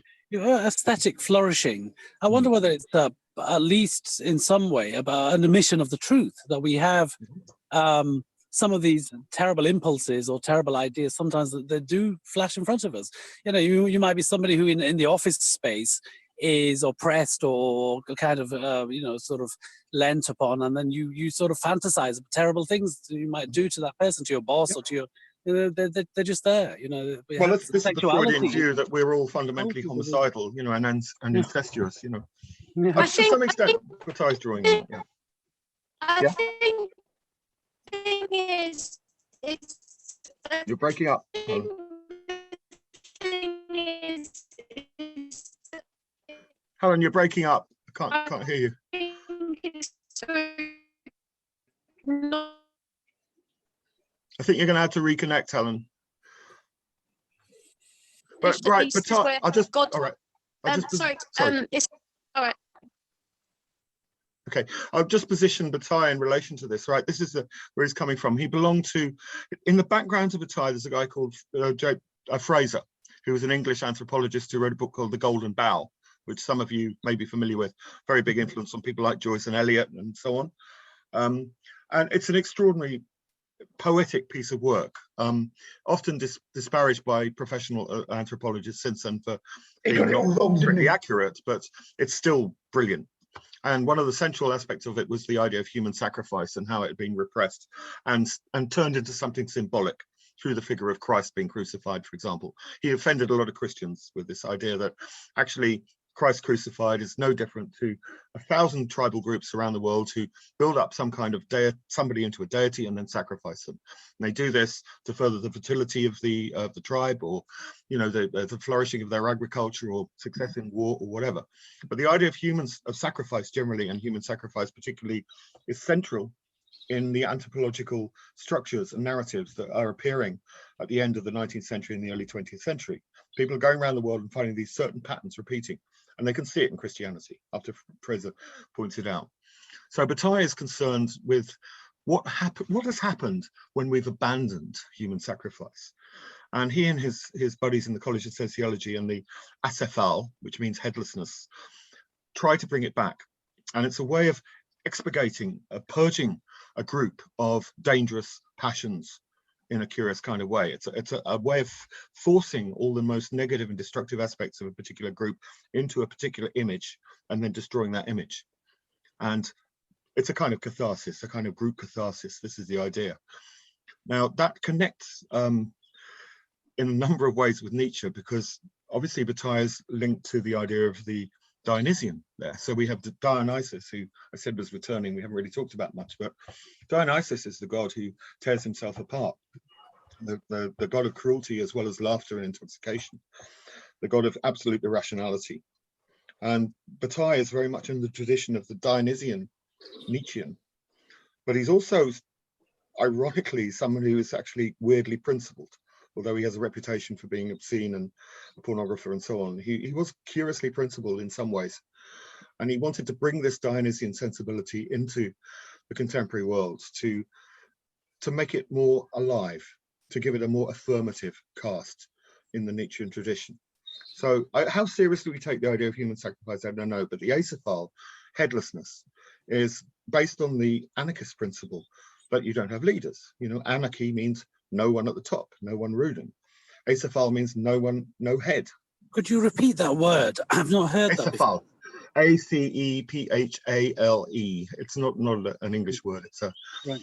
acephalus means, you know, cephal means head. So acephalus means without a head. And the patron saint of Paris, for those of you who know Paris, is Saint Denis, who's a saint who goes around carrying his head. So it's an aspect of that as well. But yeah, I mean, this is the reintroduction of a Dionysian spirit into contemporary France. That was the basic idea, with varying degrees of success. I mean, they set up the human sacrifice, and quite a lot of people offered to be the victim, but nobody actually wanted to do the sacrifice in the end, so they had to give it up. But they used to meet by a tree that had been struck by lightning periodically in the middle of the night and do something. Very hard to know exactly what. But I mean, no, there's a lot more to Battai than that, obviously. But, yeah. Was Antonin Artaud, the theatre of cruelty, was he connected to any of that? Or Well, but yeah, I mean, Artaud was around in the same period. I don't know much I about don't him. think they ever met. I don't know. I don't think they did. No, I don't think they did. I mean, that's a very interesting point. You have to look in the diaries of Anais Nin to find out, because she catalogues absolutely everything that went on then. I don't think they did, but yeah, it's a similar period. And Artaud joins the various tributaries that lead to Deleuze and Guattari in the end. You know, that Artaud is a very important figure for them. But I mean, it passes through that idea of absurdity as well that you mentioned. Yeah, the concept of absurdity, which arguably arises first of all with Kierkegaard in the 19th century, when he's talking about the leap of faith. The idea that we can have an aesthetic life in which we enjoy the pleasure of the senses, which could be art or could be sex or could be alcohol or whatever. Then we can move on to the ethical life, which is more about ethics. And then that in the end is unsatisfying. So we moved into the realms of the absurd or the religious, whichever way you want to do it. A leap of faith in which you do chaotic, crazy things. And his example is the sacrifice of Isaac by Abraham. When Abraham is called by God in the Old Testament to, and in the parallel Jewish and I think Quranic texts, to sacrifice his son on Mount Moriah. And at the last moment, God swaps his son for the ram and says, I didn't really want you to sacrifice your son, but I was just testing your faith. It's an act of absurdity that Abraham is willing to do this, according to Kierkegaard. So that concept of absurdity permeates, joins up with Nietzsche and permeates quite a lot of the artistic sensibilities of the experimental artistic sensibilities of the 20th century in Europe, definitely. And the absurdism arises. Camus is often considered an absurdist, and there are various playwrights like Ionesco around at that time, playing around with rationality, unsettling it. Artaud is doing something parallel with the theatre of cruelty. He's drawing very heavily on Sartre, so he's part of that tradition as well, same as Battai. I wonder, we've talked a lot about modern day philosophers, but I wonder, we mentioned earlier about how, you know, there are fluid cells, and somebody said something about how we're trying to get to the ground of being. I think it might have been Helen. Heidegger, yeah. And does that connect at all with, for example, Indian philosophy, or for example, even like the Tao Te Ching, you know, like the Taoism says the Tao we speak of is not the true Tao. So that we can never quite capture, we can never quite get to the thing in itself, the reality of the ground of being. We're all Heidegger connected with quite a few Japanese philosophers, but mainly Zen rather than Taoist. China, but it was in Japan that he really took off, and it was very much Zen that found a lot of compatibility with certain kinds of existentialism. As a figure like Nishitani, a Japanese philosopher who wrote very well on Nietzsche and nihilism, but did it from a specifically Japanese perspective. If you want to investigate this, the Kyoto School, so-called, are a group of Japanese philosophers who absorbed Nietzsche and adapted Nietzsche and to some extent Heidegger, but certainly Nietzsche, to align it with Zen in particular. But certainly there was an awareness of Taoism and various kinds of Buddhism in that period as well. Yeah. The big point for me about Taoism is that it begins, doesn't it? The Tao that can be told is not the true Tao. So right from the beginning, it says, I don't know. There is something I do not know its name. I call it Tao. So it's saying that I can't answer all these questions. Can I ask, picking up on what Shaheen and Dan have just said, what is the relationship between those kinds of ideas and metaphysics, and Nietzsche being the last of the metaphysicians, supposedly? Bring it round very well, Karen. Well, I mean, paradox is clearly something that Nietzsche is not afraid of. And paradox is absolutely central to Zen and Taoism in so many ways, you know. And to some extent, you could argue that Heidegger wanders into that kind of paradoxical thinking to some degree. But I would say you have to go back a long way to find the level of paradox that we are familiar with from Chinese and Japanese philosophy to Heraclitus. And, you know, when, as someone said, you know, it's all been said before. I think Shoaib said that. Yeah, I'd say that's true. You just read Heraclitus's fragments and everything that follows is there. And particularly the idea of paradox, which constantly recurs. But paradox has the power to unsettle our cognitive habits. This is the point. So, you know, you ask, what is the sound of one hand clapping? It doesn't actually mean anything, but, you know, now it's a cliche, but when you first heard it, you maybe think, oh, what's that mean? Yeah. So it disturbs your cognitive normal cognitive thinking and allows other forces to come forth. And I suppose you could certainly argue that Nietzsche is doing that. As for the last metaphysician, this is Heidegger's conception, and it's very contentious, but the idea of the end of metaphysics is something that haunts the 20th century as well. Nietzsche is in many ways concerned to identify most forms of thinking as metaphysical. Forms of thinking that people didn't formally think of as metaphysical are actually metaphysical. And what do we mean by metaphysics? It's the idea that there is a greater truth above and beyond our everyday lives and our everyday perceptions that we can access through rationality or through perception, the various ways we can do that. But meta, it's above, it's a physics above ordinary physics in some form. Nietzsche never announced the end of metaphysics as such. He was configuring it. He was indicating that metaphysics actually determines everything about our perception of the world. Heidegger was trying to end metaphysics because he believed metaphysics was the wrong path that philosophy took around the time of Socrates, because they'd forgotten about the question of the meaning of being. So his version of Nietzsche as the last metaphysician is something of a caricature. And when we look at Derrida next week, you will find that Derrida refers to Heidegger as the last metaphysician and tries to end metaphysics himself, and of course he doesn't, because we never end metaphysics. And this is one of the interesting things about, say, Deleuze and Derrida in the 60s and 70s. Derrida is really trying to get beyond metaphysics, just as Wittgenstein was in his own way, to try and establish a way of relating to the world and using language that isn't about that which is other than what is immediate and imminent to us. Deleuze, on the other hand, claims that it is all metaphysical, and it's okay. He doesn't have this antipathy to metaphysics that so many post-structuralists did, and I wouldn't identify him as a post-structuralist even. He's Nietzschean in the perpetual affirmation and productivity of whatever it is, whatever that life force is, the will to power, whatever you want to call it, in that sense. And that is metaphysical, in a sense. To talk about the will to power is metaphysical, just as to talk about the Tao is metaphysical. It's not something we can touch and see, is it, the Tao? And that's the whole point. But is the idea in Taoism that the Tao actually exists, or doesn't it exist? Well, isn't the idea that it says at the beginning that I'm not going to be able to understand and explain everything? That's all. My take on it is that's the whole point. Well, that does make it in a sense metaphysical, because the idea is that maybe it doesn't exist, but it subsists. It has some kind of quasi-existence, the Tao, presumably. I mean, the Tao has loads to say on the ways to behave in the world, doesn't it? For example. Yeah, so it's ethical as well. Yeah. Yeah. But it's, most people read it in contradiction to Confucius, which is very ordered. They're like hippies of the. Yeah, I'm in a different schools. China. We should probably have courses on Chinese and Indian philosophy, but I'm no specialist on this. I once got off, came home from work early. This is years ago. There's a program on the telly, and I never found out who the guy was. Sure, he upsets me. And I just think he was from Cambridge, and he was retiring, and he was explaining Chinese studies, and he was asked. I just started studying this kind of Chinese stuff, and he was asked, what is the difference between Confucianism and Taoism? And he said, well, Confucius is very organized. They would devise highly intricate ways to channel water to irrigate their plants. As a Taoists, would it just move further up the river to where? Yeah, That's just there is that.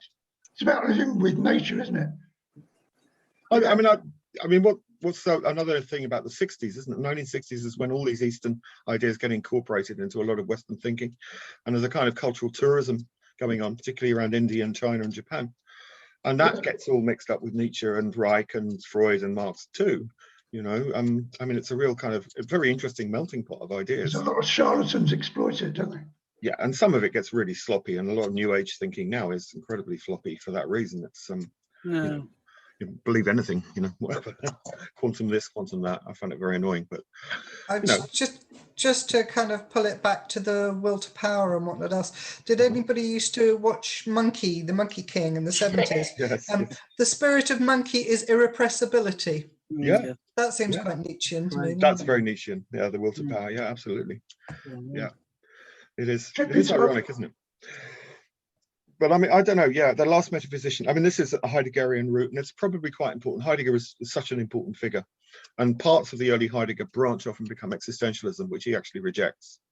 And then Heidegger returns with people like Derrida, who rereads him and Levinas, and turns Heidegger into a post-structuralist in a sense. But the strand of Nietzsche is always running through Heidegger. He did 4 big volumes on Nietzsche in the 1930s. And as I said, he claimed that Nietzsche had destroyed him. He could never quite get round the problems that Nietzsche presented. And this is again, his important. Nietzsche presents these problems to us that we still haven't resolved and are still active in our consciousness. This is the point. They are still very powerful explanatory forces, not just for academic philosophers, that doesn't matter, but it's interesting how many people who have long prison sentences in the States read Nietzsche. And you know, they can do all kinds of terrible things to their consciousness, it has to be said, but you find references to Nietzsche in a lot of the writings about, you know, kind of long-term death row prisoners. That's why you find Nietzsche in heavy metal lyrics and stuff like that as well, I guess. It's kind of interesting how the popular version of Nietzsche has permeated so much. But, you know, I love the idea. value Nietzsche. Yeah, the idea of the 21st century is this irrepressibility, this kind of continuous creation and also destruction, perhaps. But you know, this is capitalism as well, and this is where it gets complicated. Because what is the relationship between Nietzschean affirmation and capitalism? Because capitalism is about constant productivity and reaction. I mean, you know, arguably it's about consumption too, but you have to have production to create consumption. So capitalism has been seen by some figures who've been influenced by Nietzsche, like Nick Land, as a very positive affirmative force. I mean, there is that argument from the right of Deleuzians that you know, that Nietzschean power is represented best by the most brutal forms of capitalism. Who says that? Who makes that claim? That. Sorry? Who makes that claim? Nick Land. Oh yeah, right, sure. Nick Land, yeah. Or he did anyway. And drawing on Battai and Deleuze as well. So, you know, that's not inconceivable to take that. And I mean, there are elements of Nietzsche and his strange obsession with nobility, which are a little troubling, it has to be said.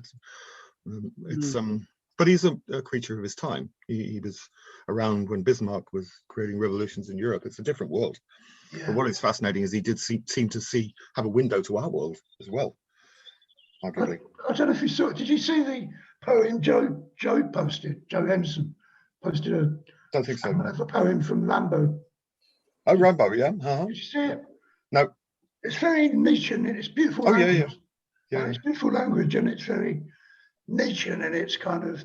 Well, Rambo is part of that poet Maudit tradition, like Baudelaire, that leads to Battai as well. Poet Maudit, M-A-U-D-I-T, which means, you know, kind of melancholy, morose, and whatever. Yeah. But yeah, that tradition connects with Nietzsche. Nietzsche would have seen it as decadent. Nietzsche had a thing about decadence, you know. Decadence is a particular kind of nihilism, a response to nihilism which just moves towards a kind of indulgence, a self-indulgence. Exaggerate. He's quite down on that. Yeah. There is just one thing that troubles me in Nietzsche, and you might be able to clarify it. I mean, we talked about his links, or through his history at least, to the Nazis, and you know, you've read more Nietzsche than I have, but I mean, a big part of, you asked what, I think at the beginning you asked about what was fascism or what was, I think that was your question. I gave some sort of explanation. But one of the main tenets, it seems to me, is to reject the weak, the infirm. I made a post about it, but I didn't have the confidence to actually post it. But I wrote quite a bit about it today, saying about the Nazis they were quite happy, weren't they, with sort of eugenics, I think, and with people are too old, you've had your time now, you know, we'll have go to Switzerland. Well, that was the aspect of Nietzsche that Elizabeth, his sister, really promoted to the Nazis. Yeah. And you know, within taken out of context, there are all kinds of ways you could view it. But how much do you think that he really justifies those? Well, in a sense, I mean, the thing is that, you know, he's an anti-state, he's an individualist. So the idea of the will to power becoming something the state exercises through the Führer systematically and industrially would have been abhorrent to him. Yeah. His notion of self-overcoming is really self-overcoming. You know, the interpretation generally of that is that he's talking about the self when he's talking about the, you know, eradicating weakness within yourself. Now, there are ways of spinning that and looking at it as a social policy, but not the Nazi one, because that's too state-centered, it's nationalistic. Yeah. Things that, and anti-Semitic things that he rejected. I mean, in terms of race, you know, he was very much in favor in certain phases of racist mixing. He thought that would increase vitality. Yeah. And when the Nazis saw that, they, you know, kind of redacted it immediately. I mean, that part of Nietzsche was never allowed. And his horror of nationalism as well, and his loathing of the state. So while there is that element in Nietzsche, I mean, you know, if it happened at all, it'd be more like Mad Max than the Nazis, I suppose. Maybe a kind of brutal social Darwinism could be extracted from Nietzsche. I'm not denying that. I mean, you mentioned nobility, and I think you in the first session that we had, you said that nobility, when he talks about it, which is troubling, but maybe it's really the nobility that's about the self. You know, the self, you know, virtue as represented in the self. So, you know, people talk about virtue in the self, and virtue is its own reward, and it's subjective, you know. So when he talks about nobility, but I don't know whether he talks about nobility also in the sense of blue blood or no, it's not. I think it's closer to adamant than that. You know, the idea of the kings of the world frontier, which some of you may be familiar with. You know, we are the new nobility. It's that's his version of nobility, as I take it. It's a recondite reference to Adam and the Ants, which only some people will pick up on, but you know what I mean, don't you? Yeah. You know, dress up as in all kinds of interesting pantomime gear and express your own personal nobility, even though you're tormented. It's not a romantic idea, because I think, yes, you know, there are some people who are noble in their mind, but in their sort of external circumstances are very, very ignoble, or at least, you know, they're very poor perhaps, and or tormented, and so, you know, suffering, and it goes back to Schopenhauer, I guess. And well, I mean, there is a version of nobility which you could take back to Aristotle's idea of virtue. You know, this is something that people build up. It's a character. It's the word character, which is a really problematic term, but that's something Nietzsche actually uses. The idea of something having character. It's something that you used to get in old British movies, isn't it? It's got real character, you know, or it's character building. But that's, in a sense, I think what he means, whatever that is. Can I just say that there's a class finished last week, and I tried to raise this because we've been talking about paradox a bit, and here's a paradox for you. And I just wondered quickly if anyone's got a view on this, because no one understood me what I was talking about when I said it. So briefly, there's a Tory ex-politician called Matthew Paris, now as an avuncular country figure on Radio 4. Yeah. And everyone does his show, left and right, the whole spectrum. And when he was a politician, he voted speeches for Maggie Thatcher. I heard him say once, I am a right-wing conservative politician. I don't think people can be trusted to make their own decisions. They need people like me, educated, intelligent people, to tell them how to live their life. And I thought fascist, dictator, dictatorial fascist bastard pig sort of thing, you know. And then I recently got into this woman I've discovered called Fran Lebowitz. Yeah. And she talks about seeing people queuing around the block for some American show called The Price is Right. I don't know what it is. And she goes, she's like a tough Jewish funny woman. She goes, we let those people vote. You know, these people who are like obviously idiots. They're queuing around the block. Well, there's an anti-democratic kind of tendency. But when she says it, I kind of agree. I know. In a way, I kind of agree with her. Lenin said more or less the same thing, didn't he? You can't trust the proletariat to run a revolution. Then you're the vanguard. So, you know. But, I'm conflicted.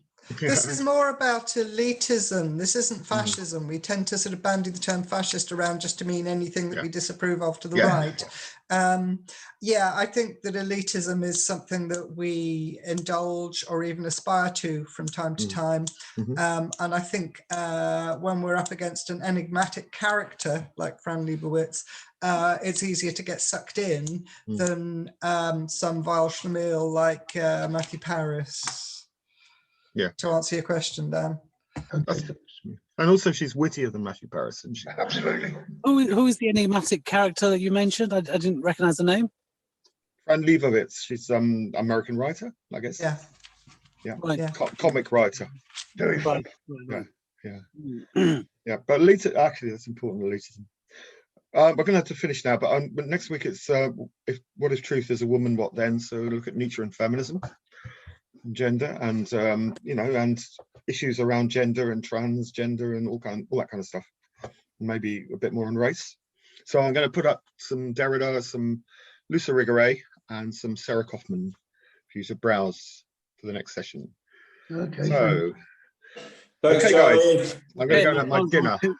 I've got to go. Yeah. I'm Okay. hungry. Yeah. Okay. Right. Okay. See you guys next week. Thank you. Appreciate it. Everyone, Thanks Thanks very bye. much. Bye-bye. Thank you. Bye bye. Could I just ask Shohid a question Yeah. before he goes? Oh, Yes, I'm on 2%, but yeah. When very quick, when we first saw you, you said that you mentioned that Nietzsche masturbated a lot or stuff. yes. And I just wonder how we know this. I mean, I didn't Oh, know.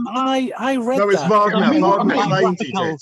Did he tell his friends? Did he write about it? What No, was going on? Wagner Wagner. claimed. Yeah, Wagner Wagner was- claimed he did. It wasn't him. Sorry, you both talking at once. Sorry. That's Yeah. what I heard. Yeah, Wagner had stated this in a letter he'd written to somebody to say that Nietzsche did this, and then when Nietzsche heard about it, he was obviously very Upset. indignant and very angry. That's why he was going blind. You know, that's why. Is that what they fell out about? Yeah. Okay, I didn't know that. Thanks. Absurd. All right, thanks, Charlie. All right. See you. Thanks, Shall I end the meeting for everyone? Shall I do that? Yeah. All right. Okay. See Thanks you. again. You can Charlie. talk to each Thank other you. elsewhere. All right.